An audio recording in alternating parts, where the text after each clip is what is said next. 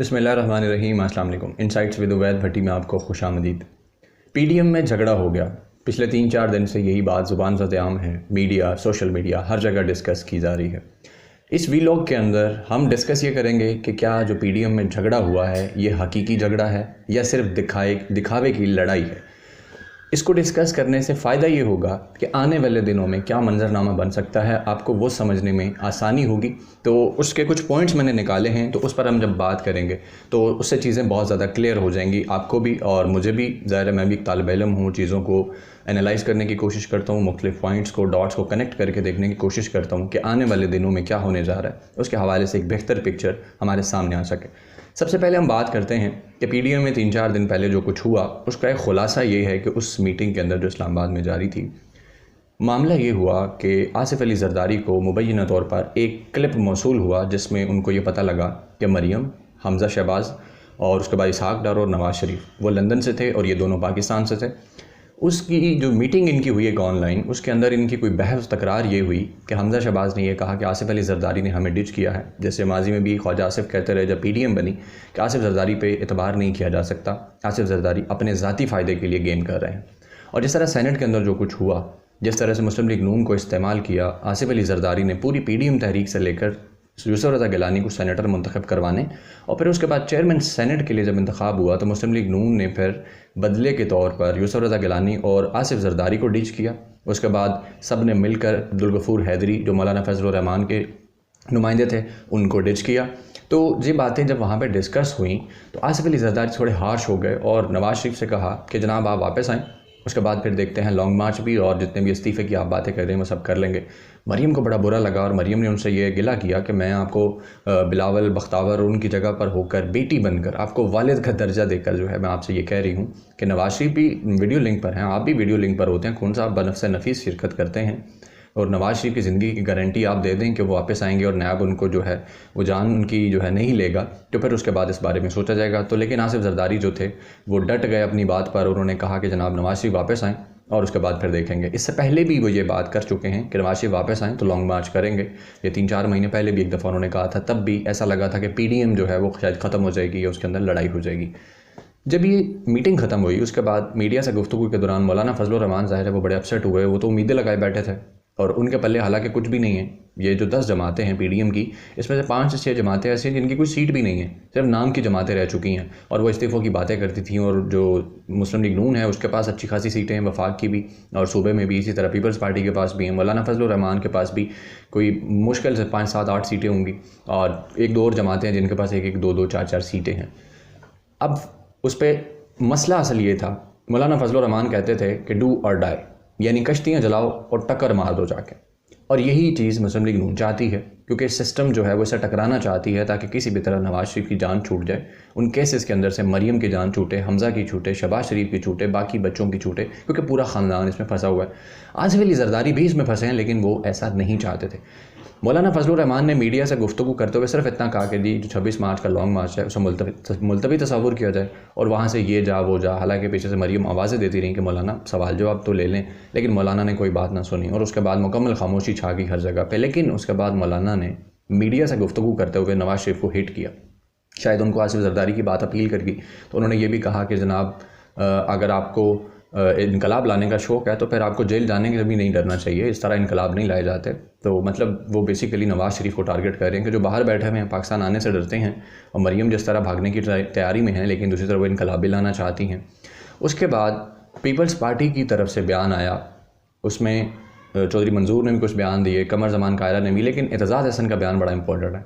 उन्होंने वही सवाल किया कि जब पीडीएम की तहरीक चल रही थी तो उस दौरान मरियम ने जो एक इंटरव्यू भी दिया था कि जनाब अगर इमरान खान को हटा दिया जाए तो फ़ौज से बात हो सकती है। फिर उसके बाद मरियम ने ये भी कहा कि हमारा कोई नुमाइंदा जो है वो जाके इस्टेब्लिशमेंट से नहीं मिल रहा, लेकिन मोहम्मद ज़ुबैर जो मिले और ख़बर लीक हुई तो उसके बाद मुकर गए उस पर। उन्होंने कहा उसके हवाले से पीडीएम को क्या एतमाद में लिया गया था कि मोहम्मद ज़ुबैर मुलाकात करने जा रहे हैं। और इसी चीज़ पे आसिफ ज़रदारी और पीपल्स पार्टी को शक था कि मुस्लिम लीग नून हमेशा अपने लिए डील ढूंढती है। जैसे 2019 में एक मार्च का प्लान हुआ था और मौलाना फजलुर रहमान लीड कर रहे थे, सिंध से वो मार्च चला, इस्लामाबाद पहुँचा, उसमें नून लीग और पीपल्स पार्टी ने थोड़ा थोड़ा हिस्सा डाला, लेकिन जो डील लेनी थी नवाज़ शरीफ ने डील ली और उसके बाद नवाज़ शरीफ निकल गए, उनको जो मौज मिलनी थी वो मिल गई। और इसी बात का डर हर एक स्टेक होल्डर को था। अब भी उनको यही डर था और दूसरी तरफ मुस्लिम लीग नून को भी यही डर था, हर किसी को यही शक था कि कौन डील ले लेगा, कौन फ़ायदा ले लेगा। एतजाज़ हसन ने एक और सवाल ये किया कि नवाज शरीफ जो हैं वो लंदन जाके बैठे हैं, एक दफ़ा अस्पताल नहीं गए और उन्होंने अपनी रिपोर्ट्स तक हमसे शेयर करना गवारा नहीं की। तो ये वो चीज़ें हैं जिससे ऐसा लग रहा है कि लड़ाई होगी। और उसके बाद सोशल मीडिया के ऊपर मरीम नवाज़ ने बिलावल पर एक शदीद हमला किया। मैं आपको ट्वीट पढ़ के सुनाता हूँ। मरीम से किसी ने पूछा कि उम्मीद है कि आपका दिन अच्छा गुजर रहा होगा, बड़ा रफ़ डे है और आप ऑफिस में पिछले दिन जो थी वो मसरूफ़ ही रही होंगी। कोई बात नहीं, हम आपकी हर चीज़ जो है आपने की हमारे लिए, हम उसका अप्रिशिएट करते हैं। शाहब सिद्दीकी नाम एक बंदा उसने ट्वीट की, तो मरीम ने उस पर जवाब देते हुए कहा, no rough day at all, particularly when you know what's happening and why. कि बिल्कुल रफ़ डे नहीं है, ख़ासतौर पर जब आपको पता हो कि क्या चल रहा है और क्यों हो रहा है। और ईमानदारी से बताऊँ तो परेशानी उसको होनी चाहिए जो कि सिलेक्टेड है, क्योंकि उसको नज़र आ रहा है कि उसको ज़ाया कर दिया गया है, इस्तेमाल कर लिया गया है और उसके बाद उसका मुतबादल के तौर पर एक और बंदा तैयार किया जा रहा है। यानी ये बेसिकली हिट कर रही हैं बिलावल को। यानी एक जो मार्केट में बयानिया दिया गया कि पीपल्स पार्टी जो है वो इस्टेब्लिशमेंट की इस वक्त महबूब होती जा रही है, इस्टेब्लिशमेंट उसको तैयार कर रही है, नून लीग को डिलीट किया जा रहा है। तो उस हवाले से मरीम ने हिट करने की कोशिश की है ताकि पीपल्स पार्टी प्रेशर में आकर वापस जुड़े या कोई भी नई निगोशिएशन स्टार्ट हो कि जनाब आप ये क्या करें। फिर वो कहती हैं, by the way I am not liking the tweet but responding directly, कि मैं लाइक नहीं कर रही लेकिन मैं डायरेक्टली रिस्पॉन्ड कर रही हूँ। मरीम ने ये हमला तो कर दिया, उसके बाद पीपल्स पार्टी कहाँ पीछे रहने वाली है। तो आसिफ जरदारी की साहबजादी बख्तावर भुट्टो जरदारी, उन्होंने ट्वीट किया, उन्होंने कहा, just a reminder my father farmer civilian president, के जो साबिक एक सिविल सदर रह चुके हैं, एक रिमाइंडर के तौर पर मेरे वालिद, उन्होंने 12 साल जेल में गुजारे बग़ैर कन्विक्शन के, यानी उन पर कोई जुर्म साबित नहीं हुआ था और मिलिट्री डिक्टेटर को उन्होंने बाहर निकाल फेंका और डेमोक्रेसी वापस लेकर आए। और फिर उन्होंने इस बात को यकीनी बनाया कि सिर्फ 5 साल का टेन्योर जो है वही पूरा ना हो बल्कि आगे भी जमहूरियत चलती रहे, बावजूद इसके कि रिगिंग हुई। और उनकी 1 साल के बाद जो उनके हवाले से जो उनको 2019 में वो जेल में थे कि 1 साल के बाद उनको वहाँ से रिहाई मिली है और उनको गैर कानूनी तौर पर वहाँ पे जेल में रखा गया था।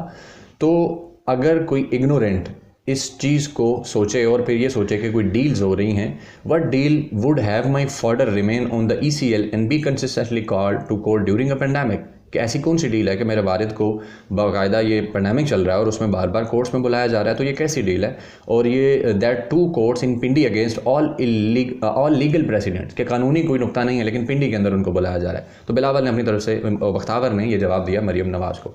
अब लग तो सबको यही रहा है कि लड़ाई होगी, बड़ी शिद्दत से होगी, वो मरीम का क्लिप है जी, हाँ PDM में लड़ाई होगी और बहुत सारी बातें की जा रही हैं, लेकिन मैं इसको ऐसे नहीं देख रहा, चीज़ें डिफरेंट हैं। उसकी मैं आपको मिसाल देता हूँ कि मामला क्या है। पहला पॉइंट तो ये कि लड़ाई हुई इस्तीफ़ों की वजह से। मुस्लिम लीग नून का कोई स्टेक नहीं है सिवाय उनकी सीटें वफाक में और सूबे में हैं। हुकूमत उनके पास कोई नहीं है, यानी पावर नहीं है, छोटी मोटी ब्यूरोक्रेसी के साथ ही। पीपल्स पार्टी के पास सिंध के अंदर पूरा स्टेक है, हुकूमत है सिंध के अंदर, और ये छोटी बात नहीं है। पीपल्स पार्टी की जितनी बड़ी लीडरशिप है सब पे केसेस चल रहे हैं और सिंध के अंदर मेजॉरिटी केसेस हैं। वफाक या नैब जो है वो उनसे मालूमात मांगता है लेकिन सिंध के इदारे नहीं देते क्योंकि वो आसिफ अली जरदारी के वफादार हैं। आसिफ जरदारी ने बाकायदा तौर पर सिंध हुकूमत उनको मना कर रखा है कि आपने कॉपरेट नहीं करना। इसी वजह से उनके करप्शन केसेस अभी तक स्लो चल रहे हैं। जितने भी उनके फेक अकाउंट के केसेस थे या दीगर थे या मुराद अली शाह आज़ाद फिर रहे हैं कि उन तक अभी तक शिकंजा नहीं पहुंचा, बिलावल तक नहीं पहुंचा। तो उसकी वजह ही है कि उनकी सिंध में गवर्नमेंट है और जब आपके पास गवर्नमेंट हो आपका बहुत बड़ा स्टेक है। वो पागल नहीं है कि उसको छोड़कर और उसके बाद उन्हें पता है कि जनाब इदारे वफाक के अंडर आ जाएंगे और फिर मालूमात भी मिल जाएंगी, इन्फॉर्मेशन चली जाएगी और सारी उनकी ऐसी तैसी फिर के रह जाएगी। पिछले 10 साल 12 साल से वहाँ पे मौज की है। तो ये एक बहुत बड़ा स्टेक था। मौलाना फजल रहमान का कोई स्टेक नहीं, नवाज शरीफ का कोई स्टेक नहीं। वो तो चाहते हैं सिस्टम से टकरा जाएँ, डू एंड डाई, केसेस से जान छूटे, क्योंकि वो वैसे भी फंसे हुए हैं बड़े बुरे, बेल पर बाहर हैं और मज़ीद केसेस तैयार हैं जिसमें उनकी पूरी की पूरी फैमिली, पूरा ख़ानदान और आधी से ज़्यादा जमात फंसने वाली है। यही मसला पीपल्स पार्टी के साथ है। उसके बाद ये कहते हैं जी पीपल्स पार्टी को PDM से निकाल दिया जाएगा, तो वक्ती तौर पर निकाल भी दिया जाए। तो मामला एक मैं आपको एक छोटी सी मिसाल से समझाता हूँ, बड़ी मशहूर ज़माना मिसाल है कि जब तक लालची ज़िंदा हैं ठग भूखे नहीं मरते। तो पंजाबी में कहते हैं कि लालची ज़िंदा होए तो ठग भूखे नहीं मरते। तो इस वक्त पाकिस्तानी सियासत की यही मिसाल है और इसकी मिसाल मैं आपको एक 2014 के वाक़े से देता हूँ। 2014 के अंदर इमरान खान ने इंतखाबी धांधली के खिलाफ 4 हल्के खुलवाने के लिए इस्लामाबाद में आज़ादी मार्च करके धरना दिया था, आपको याद होगा। आसिफ जरदारी ने भी कहा था RO का इलेक्शन है, बाकी जितनी अपोजिशन जमातें थी सब ने कहा था इलेक्शन धांधली ज़दा है। लेकिन इमरान खान ने जब तहकीकात के लिए मार्च शुरू किया तो सब पीछे हट गए।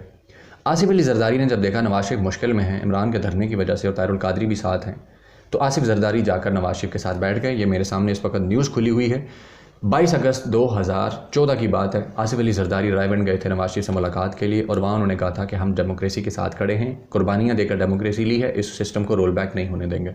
खुर्शीद शाह ने भी असम्बली में तकरीर की थी, जॉइंट सेशन हुआ था, नवाज शरीफ ने भी बड़ा बुरा भला कहा था इमरान खान को और ये सारे साथ बैठ गए थे और इमरान खान को बुरा भला कहा था। तब भी इन लोगों ने कहा था कि हम जमहूरियत के साथ खड़े हैं। हालांकि हकीकत ये है कि तब नवाज शरीफ ने आसिफ जरदारी और पीपल्स पार्टी को गले से पकड़ा हुआ था। डॉक्टर आसिम उस वक्त नैब की कस्टडी में थे और उसके बाद अयान अली FIA की कस्टडी में थी। तो बुरी तरह आसिफ जरदारी फंसे हुए थे, मनी लॉन्ड्रिंग का केस था वो भी। और उसके बाद आपने देखा कि जब ये डील हुई, आपस में बैठ गए और फिर पनामा केस के अंदर भी नवाज शरीफ ने जब इस्तीफ़ा मांगा नवाज शरीफ से इमरान खान ने, तब भी आसिफ जरदारी और पीपल्स पार्टी नवाज शरीफ के साथ बैठ गए थे। मकसद डेमोक्रेसी नहीं है, सिर्फ मकसद अपने अपने जो ऊँट है ना उसको ज़िबा करके उसका अपना हिस्सा जो है उसमें से हिस्सा लेना है, डील्स लेनी है। तो नवाज शरीफ से डील्स लेने के लिए आपस में इनकी डील हुई थी। डेमोक्रेसी मकसद नहीं है।